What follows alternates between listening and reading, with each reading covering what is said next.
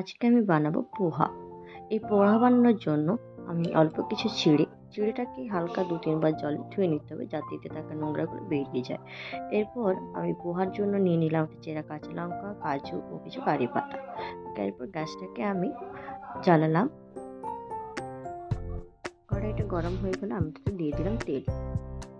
তেলটা গরম হয়ে গেলে তাতে আমি দিয়ে দিলাম কারি পাতা ও চেরা কাঁচা লঙ্কা এবং ভেজে রাখা কাজুগুলো। এই সময় গ্যাসের ফ্লেমটা একটু কমিয়ে দিয়ে কাজুগুলো দিয়ে দিতে হবে। কাজুগুলো হালকা নেড়ে নিতে হবে যতক্ষণ না কাজুর এই লাল লাল মতো হয়ে যাচ্ছে। এরপর ধুয়ে রাখা চিড়াকে দিয়ে দিতে হবে।